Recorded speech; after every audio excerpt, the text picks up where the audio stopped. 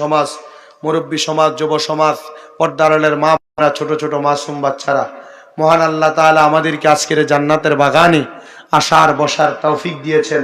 সেই রবের শুকরিয়া আদায় করে মোহাব্বতে কোন আলহামদুলিল্লাহ। আচ্ছা, আপনারা যে জান্নাতের বাগানে বসলেন, কোন না কোন একটা লাভের জন্য বসছেন, ঠিক না? কি লাভ? ওয়াজ শুনমু, সুবহানাল্লাহ বলমু, আলহামদুলিল্লাহ বলমু, লা ইলাহা ইল্লাল্লাহ বলমু, জিকির আজকার করমু, ওয়াজ মাহফিল শুইনা হেদায়েতের পথে দুই একটা আমল করমু, আল্লাহ তাআলা আমরারে জান্নাত দিব। আমিন। ঠিক কি না? আমার সাবজেক্ট দিছেন, সাবজেক্টটা বড় মারাত্মক, কিন্তু যে সাবজেক্টের অবহেলা সমাজে সবচাইতে বেশি। কি সাবজেক্ট? হলো মা বাবার খেদমত। ভালো, কিন্তু মা বাবার খেদমতের ওয়াজ যে আমার দিল, আমার কথা হইল, আমি এই কথাটা সহজভাবে সব জায়গায় বোঝাই। আমার হাতে একটা বোতল দেখেন, এটা কিসের বোতল? সবাই কইছে না? এই বোতলটার বর্তমান বাজার মূল্য প্যাকেজিং জাত, প্যাকেট জাত 20 টাকা। আচ্ছা, দোকানদারে যদি আমি 20 টাকা না দিয়া পানিটা খাইয়া খালু আব্বা ডেকে চললে, একে আমার আদর করবো না ফিরাইব? কেন? টাকা দেই নাই। তার মানে দোকানদারে টাকা দিলে দোকানদার আমারে পানি দিব, টাকা না দিলে পানি দিবে না। এবার বোঝায় আজকের মাহফিলের সভাপতি উনি জনাব হাজী মোহাম্মদ আব্দুল বারেক খন্দকার সাহেব, ধরে নেন উনি আমার বাবা, এমনি বাবার মতো। বাবা আমার ভাইয়ের বয়স আমার থেকে বহুত কম, অর্ধেক হইব। আমার বাপ জুয়ান মানুষ, আমি আর আমার বাপ এক লোকে দাঁড়াইলে আমার বাহের মনে হইব ফুত, আমার মনে হইব বাপ। বুঝাই দিলেন, আমরা বাপ ফুত খুব ফ্রি মানুষ। একবারে আপনি দেখেন মাঝে মাঝে ছবি আপলোড হয় ফেসবুকে, আমার আব্বাটারে লইয়া দোয়া করেন আপনারা। দাড়ি তো একবারে মাশাআল্লাহ যে লাল, এত জোয়ান দেখা যায়। আমার আম্মু অসুস্থ হওয়ার পরে কইছি যে চাইছিলাম আপনার একটা বিয়া করাই দিতাম। ও যা যা, তুই ফাইজলামি করিস। একটা প্রেম আছে আমার আব্বার লোক, এই প্রেম আছে দেখেই তো আলহামদুলিল্লাহ এখন আল্লাহ বড় করছে, নাইলে করলইলে না। মারহাবা কর। মনে করেন সভাপতি সাহেব আমার বাপ, উনি আমার লালন পালন করলেন, আমার খাওয়াইলেন, পড়াইলেন, বাঁচাইলেন, পড়ালেখা করাইয়া বড় বানাইছেন। এখন আমি কৃতজ্ঞতা হিসাবে আমার বাপের খেদমত করা দরকার না অদরকার? এখন এবারে আমারে কোনো দায়িত্ব পালন করে নাই, জন্ম দিয়ে দিছে ছাইরা, আমার খোঁজ খবর নেয় নাই, আমারে পড়ায় নাই, আমারে শিষ্টাচার আদব শিখায় নাই, খাওয়ায় নাই, দাওয়াই নাই, কোনো কিছুই করে নাই, পড়ালেখা করাই নাই। আচ্ছা, এরপরে কি আমি ওনার দায়িত্ব পালন করা দরকার না অদরকার? কিন্তু উনি যে আমার দায়িত্ব পালন করে নাই, আমি যদি ওনারে না খাওয়াই না পড়াই, আমার কোনো কিছু আসে যায় না। কেন?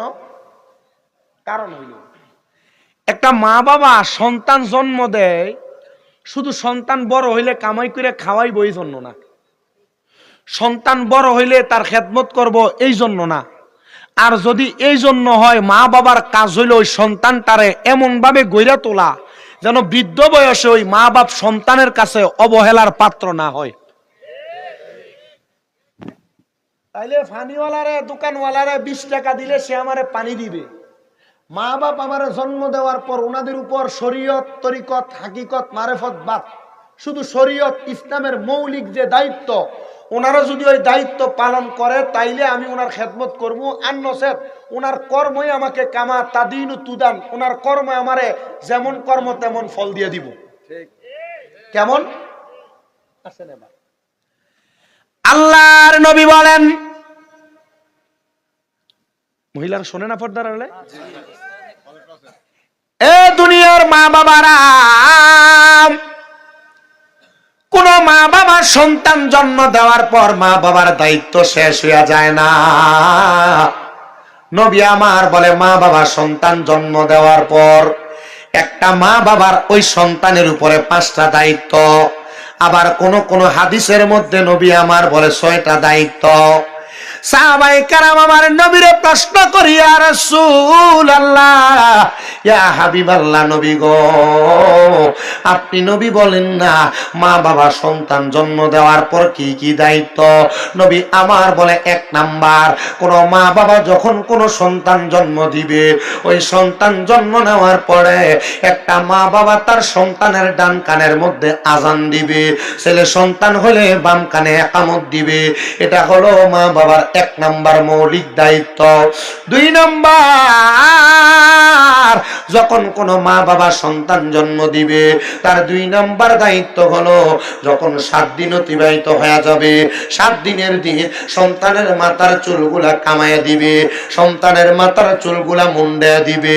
3 নাম্বার দায়িত্ব, যখন সন্তান জন্ম দিবে, সন্তান জন্ম দেওয়ার পরে ওই সন্তানের একটা সুন্দর নাম রেখে দিবে, একটা সুন্দর নাম রেখে দিবে। 4 নাম্বার দায়িত্ব, যখন কোন মা বাবা সন্তান জন্ম দিবে, মা বাপ যদি স্বাবলম্বী হয়, মা বাপ যদি যাকাত দেনেওয়ালা উপযুক্ত হয়, ওই মা বাবা ছেলে সন্তানের পক্ষ থেকে 2টা ছাগল বকরি অথবা মেয়ে সন্তানের পক্ষ থেকে একটা ছাগল বকরি আল্লাহর রাস্তায় এটাকে আকিকা হিসেবে সদকা করে দিবে। বলে হুজুর কেন গো, কেন আমি সদকা করব, আকিকা দিব?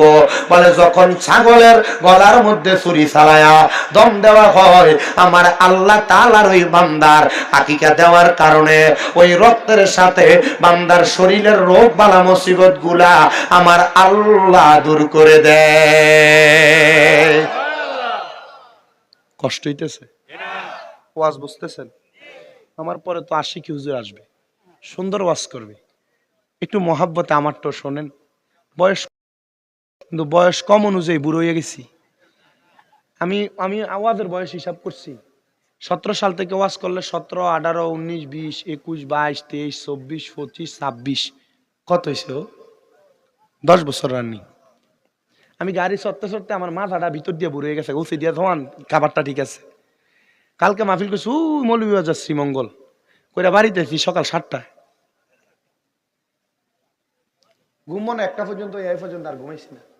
আসরের পরে একটু আমার মাহফিল ছিল শুরু, শেষ করে দিয়া এরপরে এনে আবার আমার মাদ্রাসার একটু কাজ আছিল, আমারও তো শরীরে কুলার লাগবে, খুলায় না শরীর, পারিও না। কালকে মাহফিল নাসিরনগর, কিন্তু আজকে আমার 8টা ম্যাচ দৈন্য দিছে, 9টা দেন অবশ্যই 85 দিয়ে দিছে আলহামদুলিল্লাহ, 8টা 50।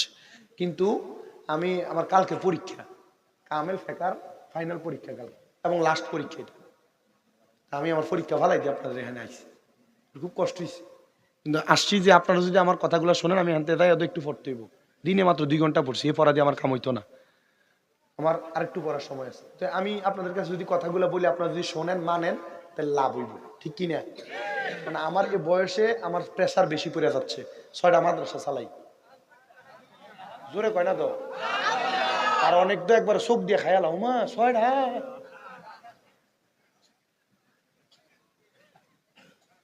জিফুত কি জন্ম দিলইব না দায়িত্ব আছে?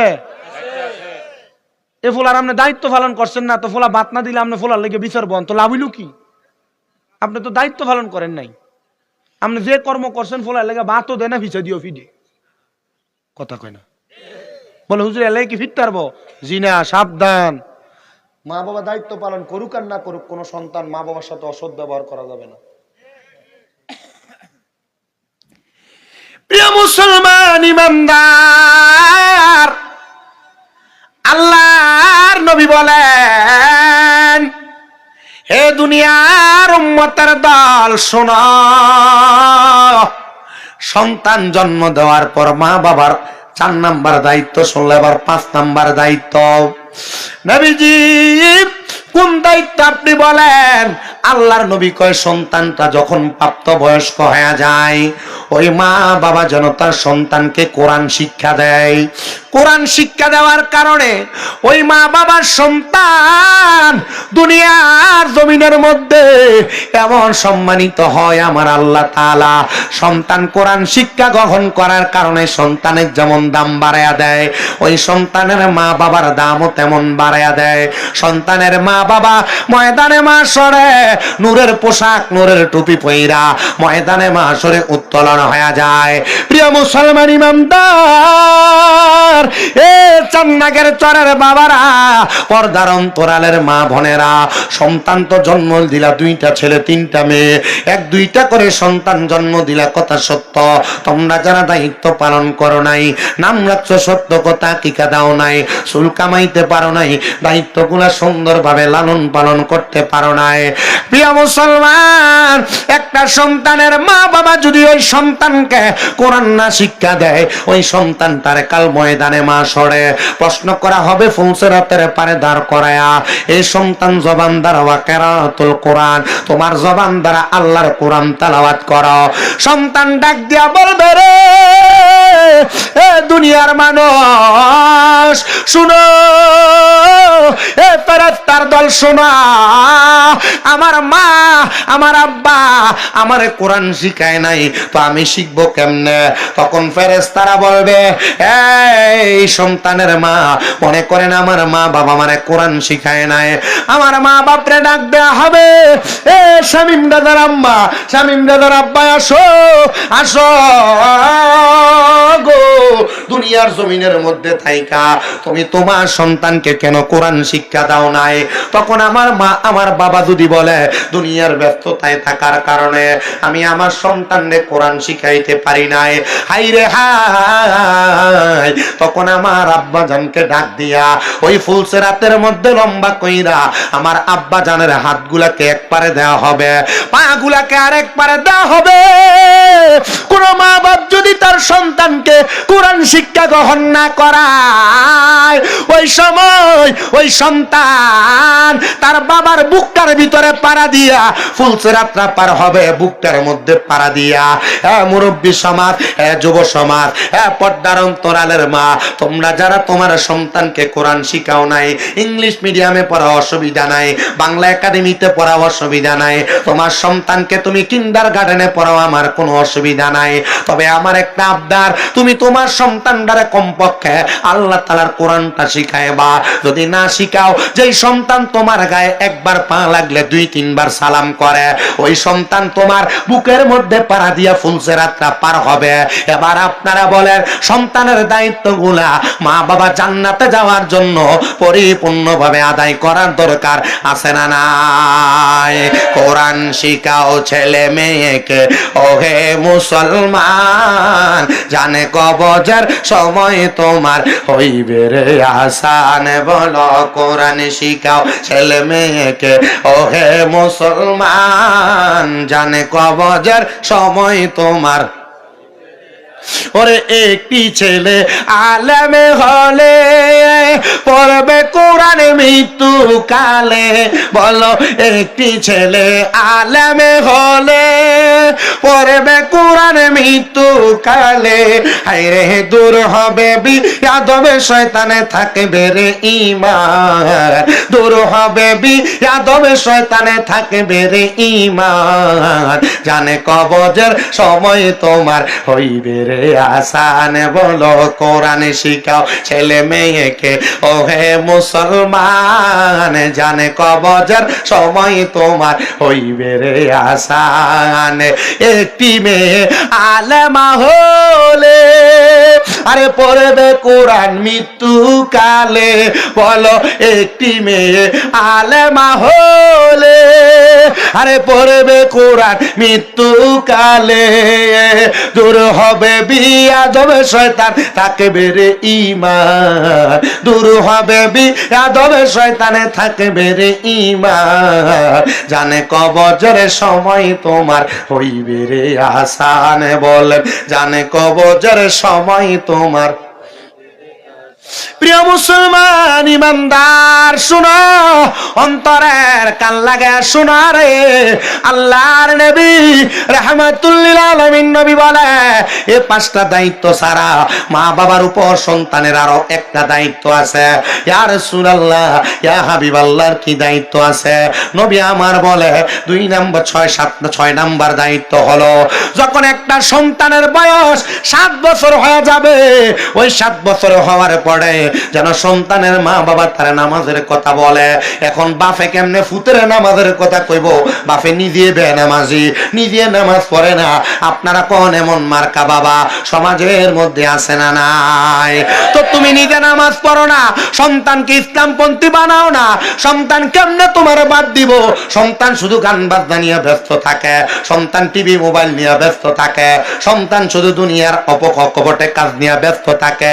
ওই সন্তান তো তুমি বাপের কথা শুনবে না, তুমি বাপের মতো চলবে না, কোরআন সুন্নাহ মোতাবেক চলবে না।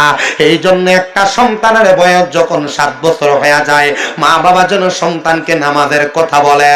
আর যখন ওই সন্তানের বয়স 10 বছর হয়ে যায়, মা বাবা যেন সন্তানকে নামাজের জন্য প্রহার করে। নামাজ যদি না পড়ে যেন আঘাত করে। নবী গো কেন কেন কেন? বলে মা বাবার নৈতিক আর মৌলিক দায়িত্বের মধ্যে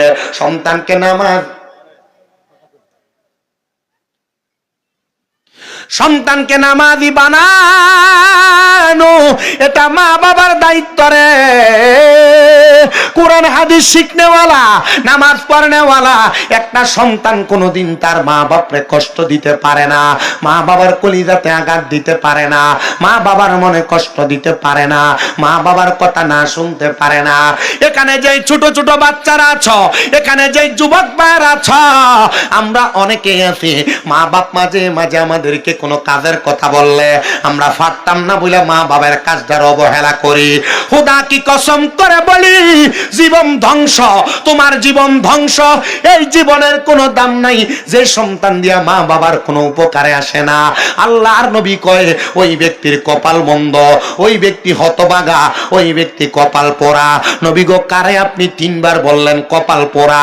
আমার নবী কয় দুনিয়ার জমিনে যেই ব্যক্তি তার মা বাপরে জীবিত পাইল, আল্লাহর জান্নাত ওই ব্যক্তি কামাই করে নিতে পারলো না, ওই ব্যক্তির মতো কপাল পোড়ার কেউ না। আমার নবী ডাক দিয়ে কই উম্মতের দলেরা, শুধু কপাল পোড়া না, মন্দ কপাল না, জাননি রে উম্মত, দুনিয়ার জমিনের মধ্যে একটা মার কত সম্মান, একটা মার কত ইজ্জত, একটা মার কত তাজিম, একটা বাবার কত সম্মান। নবী গো কেমন সম্মান? নবী আমার বলে একটা মার এত সম্মান আল্লাহ দিছে রে। আমি নবী বললাম তুমি যদি তোমার আম্মা জানের কদমের মধ্যে চুমা দাও, তুমি তো তোমার মার পায়ে চুমা দিলা না, স্বয়ং তুমি আল্লাহর জান্নাতের চৌকাঠের মধ্যে চুমা দিলা। এই জন্য তো আশেক সুরে সুরে লেখে, আরে বাবারে তোমরা কাবা জানিও, মদিনা জানিও, মাকে যদি গো তারা বেঁচে থাকে।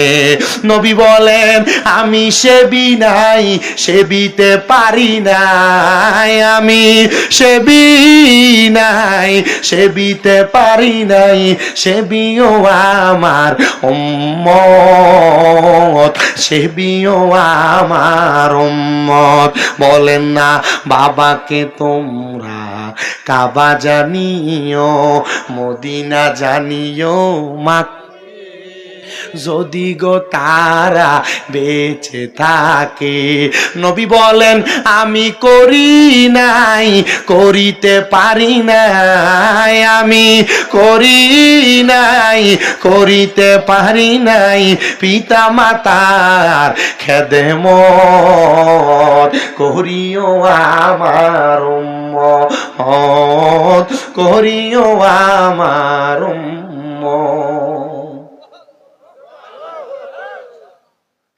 মা বাবার খেদমত করবে দূরের কথা, ভাতই দেয় না।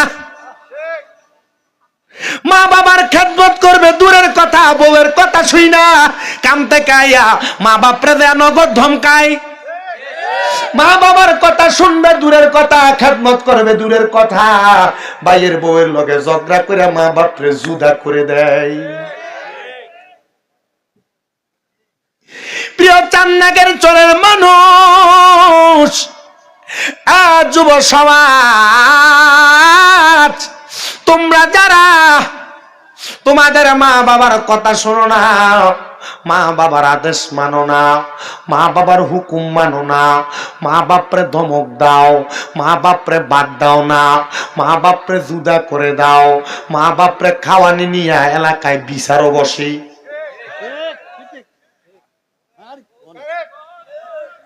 হ্যাঁ বুঝলা গেছে মার ফাইন নিছে জান্নাত। হ্যাঁ বুঝলা গেছে চামড়া কাটটা বাপের জুতা বানাই দিলে আর দুধের ঋণ পরিশোধ হবে না। জান্নাতের চাবি আমার মা আমাগো, জান্নাতের চাবি আমার মা। 237টা মাহফিল করছি এবছর।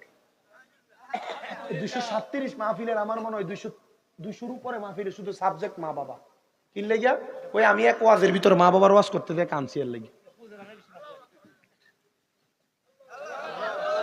আমি হেফুত মা বাবার মার প্রস্তাব পাইকানা সাফ করছি। আমি শেফুত মাত্র 8 মাসে আমার মাল লাগিয়া 8.5 লাখ টাকা খরচ করে লেছি। আমি শেফুত মা অসুস্থ হওয়ার পরে 2 মাস 11 দিন যে বিছনায় এখানে আমি ঘুমাই, এখানে 1 মিনিটের জন্য ফিট লাগাই নাই। আমি সেই ছেলে ডাক্তারে যে কইছি আমার মাটা অসুস্থ, 10-15 লাখ লাগলে লইয়া দেন, আমার মারে হাঁটার ব্যবস্থা করে দেন। ডাক্তারে কইছে এখন হাঁটতে পারলে তো টাকা দিয়ে যদি হাঁটানো যাইতো অপারেশনের পরের দিনে হাঁটতো। আমি নিয়ত করছি আল্লাহ এই 10-15 লাখ রাইখা দিলাম, মা যেদিন লাঠি ছাড়া হাঁটবো এদিন আম্মার লিয়া মক্কা মদিনা যাবো হজ করতে।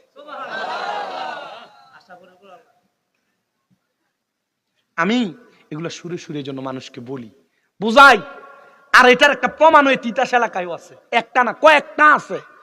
তিতাস তো প্রতি বছরে মিনিমাম 10-12টা মাহফিল করি। কয়েকটা প্রমাণ আছে যে ফলা শুধু মারে কষ্ট দিয়া পরে রাতকে দেয় ফাঁয়া ধরে পড়ে রয়েছে, সকাল পর্যন্ত ফাঁস ছাড়ছে না। তুমি কোটি টাকা কামাই করতে আর মার মনে কষ্ট দিছ, এই টাকা দিয়ে শান্তি আসবে না। খোদা কি করছো?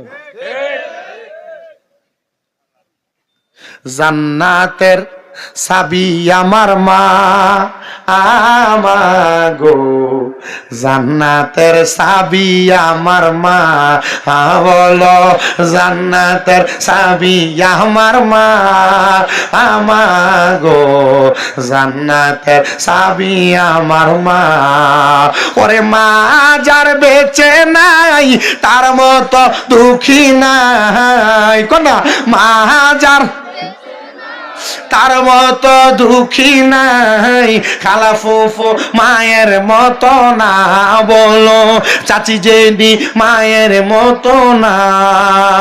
মাগো জান্নাতের চাবি আমার মা, বলো জান্নাতের চাবি আমার মা আমাগো, জান্নাতের চাবি আমার মা। ওরে ছেলে যদি যায় মারা বিদেশের বাড়িতে, পশু পাখি জানার আগে জানে মায়ের মনেতে, পশু পাখি জানার আগে জানে মায়ের মনেতে। সেই মায়ের মনে কবু কষ্ট দিও না, বলো সেই মা বাবার মনে কবু কষ্ট দিও না। জান্নাতের চাবি আমার আমাগো, জান্নাতের চাবি আমার মা, বলো জান্নাতের চাবি আমার মা আমাগো, জান্নাতের চাবি আমার মা।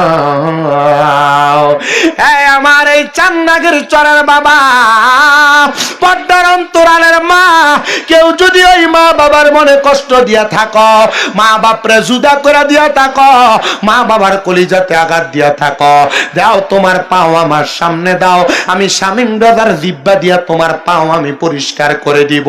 শুধু ওয়াদা করবা এখান থেকে বাড়িতে যাইয়া আম্মা আব্বার পা গুলাতে ধরবা, ধরে বলবা মা গো আল্লাহর হস্তে আমারে মাফ করে দেন, ধরে বলবা বাবা গো আল্লাহর হস্তে আমারে মাফ করে দেন। যতক্ষণ পর্যন্ত তোমার মা বাবা মুখ দিয়া বলছে তোমারে মাফ করে দিছি, ততক্ষণ পর্যন্ত মা বাবার পাও চাইর না। আরে মাপ চাইব দূরের কথা, এখানে এমন অনেক সন্তান বসে আছে, হুজুর 2 ঈদের সময় মা বাবার পা ছুঁয়ে সালামি তো করি না, আমি সালাম করি না, মাপ চাইব কেমনে? আরে শুধু মাপ চাওয়া না, আমি মাঝে মাঝে সুযোগ পাইলে আমি আমার মায়ের পায়ে চুমা দিই, আমি আমার বাপের পায়ে চুমা দিই। হুজুর শিরিক কি হবে না? না না, শিরিক হবে না। বলে কেন? কেন গো? আমার নবী যখন মক্কা থেকে মদিনাতে হিজরত করে আসছে, নবীজির অসংখ্য সাহাবায়ে কেরাম আমার নবীর সামনে বসা, নবীজির কাছে তাদের ইচ্ছার আবেগগুলা প্রকাশ করতেছি। একজন সাহাবী হাত তুলে কই, ইয়া রাসূলুল্লাহ, আপনি যেদিন মদিনা থেকে আবার মক্কায় যাবেন, আপনি নবীর সাথে আমারে আপনি মক্কায় নিয়ে যাবেন।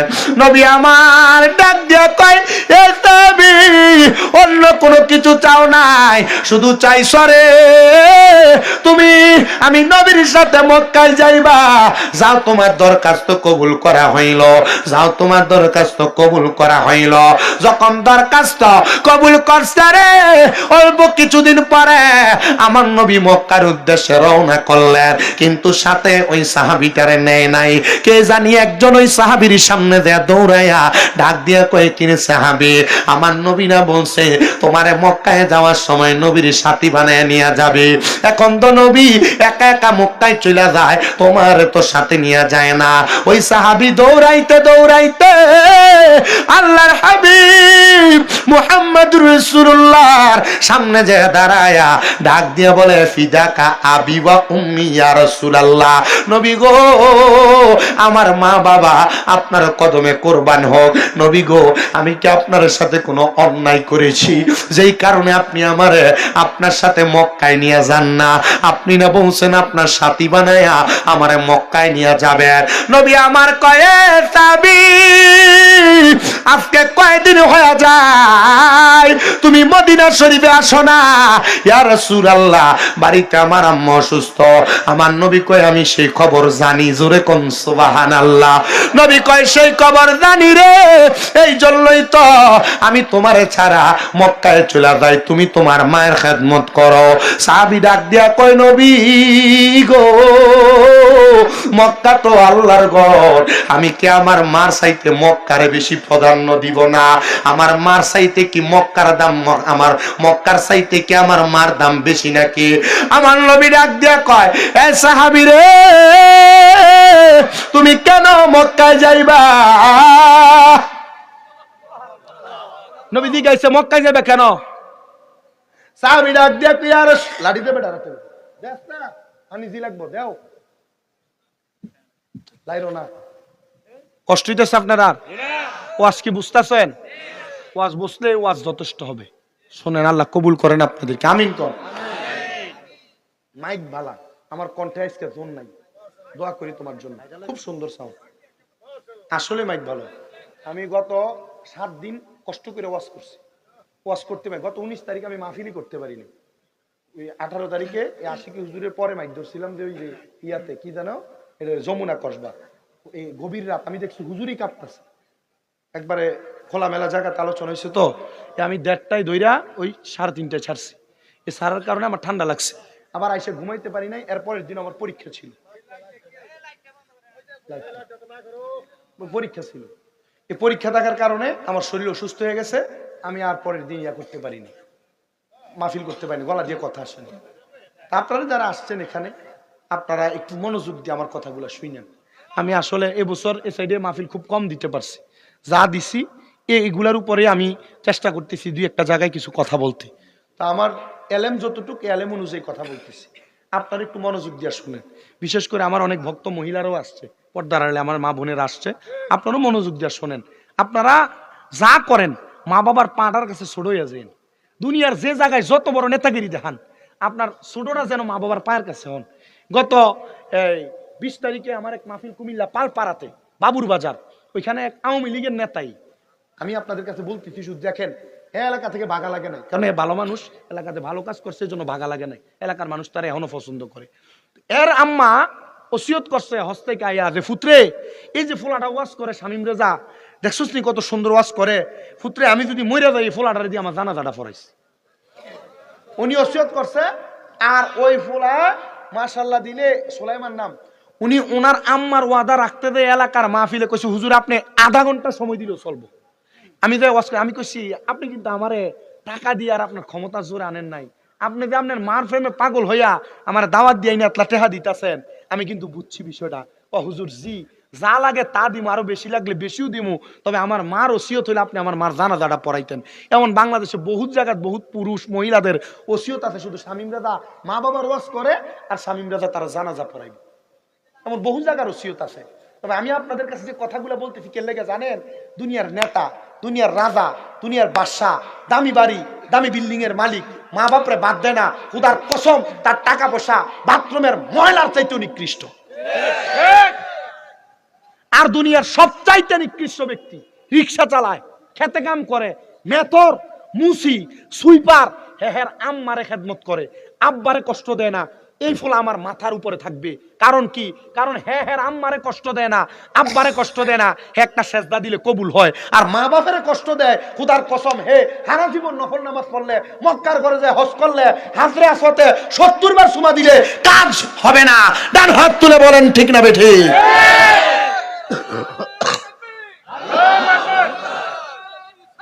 ইয়া রাসূলুল্লাহ জিন্দাবাদ। তাহলে এই কথাগুলো মনে থাকবে।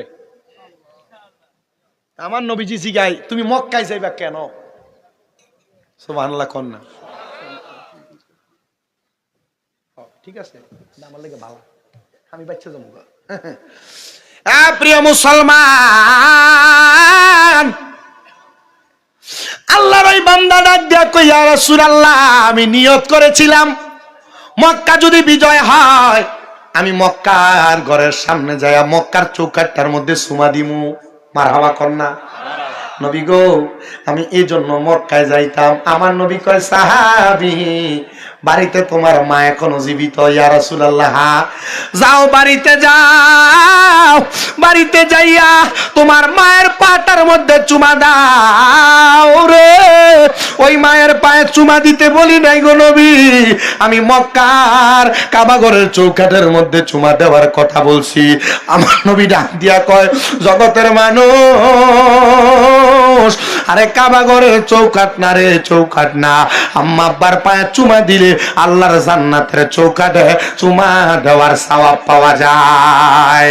আজকের মাহফিল কবুল হবে কিনা এটার গ্যারান্টি আমি দিতে পারবো না, তবে একটা গ্যারান্টি দেয়া যায়, একটা গ্যারান্টি দেয়া যায়। যদি আগামী কালকে এলাকার কোনো মুরব্বী বলে, হ্যাঁ শামীম দাদার ওয়াজ শুই না, আমার সন্তান বাড়িতে আইসা আমার পায়ে ধরে মাপ চাইছে, মনে করবা মাহফিল কবুল হয়ে গেছে।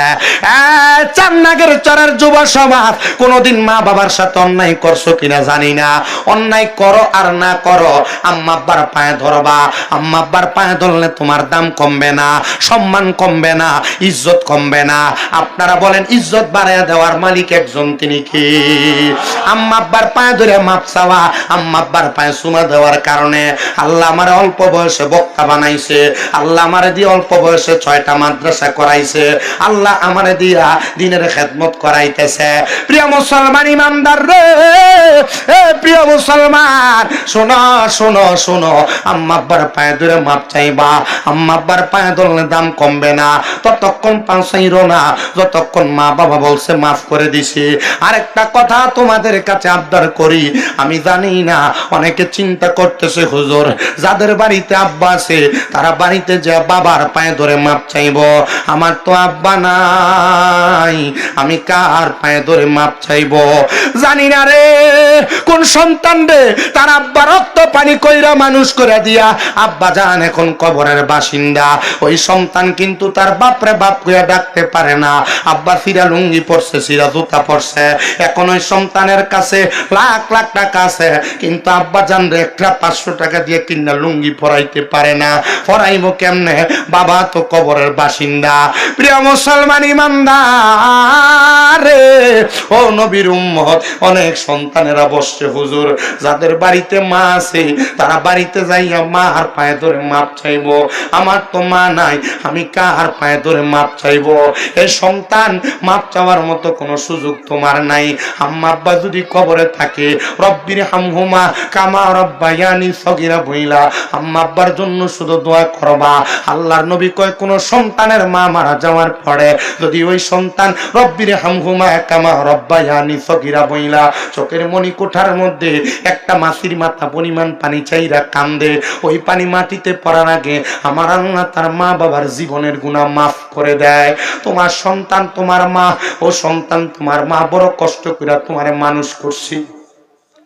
আগে এক বেলা খানা না খাইলে মা বারবার কানের কাছে বলতো, সন্তান খানা দি খাইছো না, পেটটা দি পিঠের সাথে লাইগা রইছে।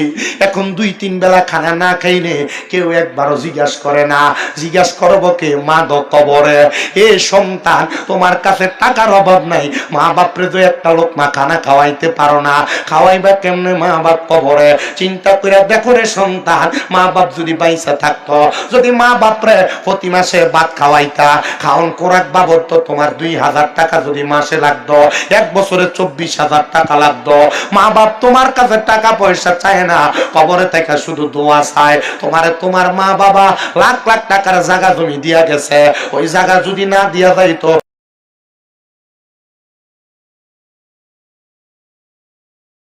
ভাড়া লাগতো। এত টাকার কথা বলি না, যদি তোমার আব্বা বাইচা থাকতো প্রতি মাসে 1000 টাকা হাত খরচ দিতা, সন্তানদের দৈনিক 50 টাকা মধ্যে 1500 টাকা লাগতো। এক বছরে 1500 টাকা করে যদি হিসাব করো, বহু টাকা তোমার জায়গা যাইতো। আমি এত টাকা চাইবো না, একটা সন্তান শুধু হাতটা বাড়ায় বলবা, হুজুর আমার মা নাই, আমার আব্বা নাই। আশিকে হুজুর চলে আসবে, তার আগে আমি একজন আমার আম্মা আব্বারে মোহাব্বত কইরা এই চান্নাগের চর এলাকার উত্তরপাড়া কাশীপুর বাইতুল নূর জামে মসজিদের এই জান্নাতের বাগান মাহফিলে মসজিদের জন্য আমি দান করে দিব 20,000 টাকা। একটা সন্তান যদি থাকে 20,000 টাকা আম্মারে মোহাব্বত করে দান করবা, আব্বারে মোহাব্বত করে দান করবা। আব্বা আম্মা বেঁচে থাকলে প্রতি মাসে যদি 1000-2000 করে খরচ করতা, 12 মাসে এমনি 20-30,000 টাকা লাগতো। একজন সন্তান নিয়ে হাতটা বাড়াইয়া বলবা, 20,000 টাকা দিবা, আম্মারে ভালোবাসা আব্বারে ভালোবাসা তার জন্য কাজ করে দোয়া করা হবে। 20,000 পারবে না, 10,000 দিবে একজন যদি থাকে, হাতটা বাড়াইবে। কে দিবে? একজন। আল্লাহর রাস্তায় দেওয়ার মতো আছেন নাকি? 10,000 টাকা আপনারা না ইয়া তো দেখলাম ফটোবি না, বাড়ি কোথায়? বাড়ি বন্দরামপুর, ধান করে সামনে গেছে। কি করেন আপনি? মাশাআল্লাহ। কোন ভাইয়ের নাম? সোহেল ভাই।